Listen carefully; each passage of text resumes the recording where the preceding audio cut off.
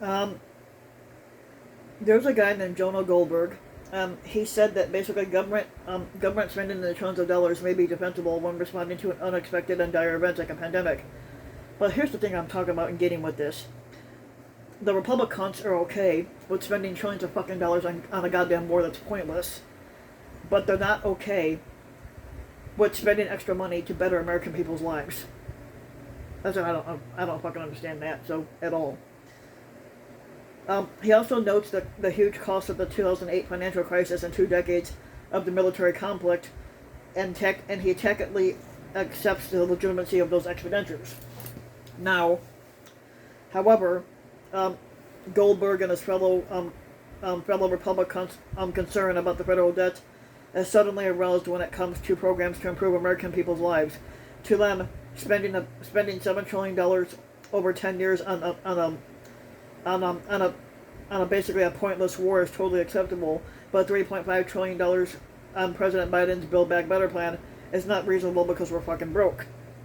Biden's plan would lower the cost of childcare, education, and healthcare, among many other things. It would also be a welcome start in dealing with the climate change, which our defense establishment recognizes it as our biggest security concern. As for how to pay for it, the president's plan would amend the tax code so that corporations and billionaires pay their fair share. But why should we stop spending why should we stop spending just when we could actually fund a long overdue public need? Not all spending is equal, particularly when that spending is financed. It is time to understand the simple fact that in government, as it is in business, spending can be categorized as overhead or investment. Investment spending has a payback and low interest rates that make borrowing for investment expenditures more attractive looking. When thinking about which infrastructure bill to support, we should think about how much of its investment and what is the real return that we're getting, and whether now is a good time to invest. If our country is going to be a place of freedom, of prosperity, and happiness, we must think about politics more like a steering wheel than a permanent direction. There are only 2 real political concerns: capital or business, and society or humanity. The real solutions for our country lie in balancing the interest, not holding the wheel in one direction, continually going in circles, or constantly repeating the mistakes that we made back in the past. The problem is not spending. The problem is not understanding how investment works. The solution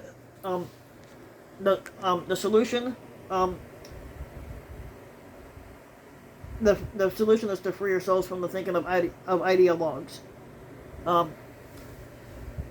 Now we should all be progressive, striving for tomorrow to be a better day than today. We should also. I would rather not be a conservatard, knowing that effective non-disruptive change will likely be thoughtful, often slow. We should all be wary of those who use ideology in the effort to blind us to perverse uses of power. So if you like the video, give the video a like and subscribe to my channel, RBW King, and also hit the notification bell so that you'll be notified when a new video comes out, and thanks for listening.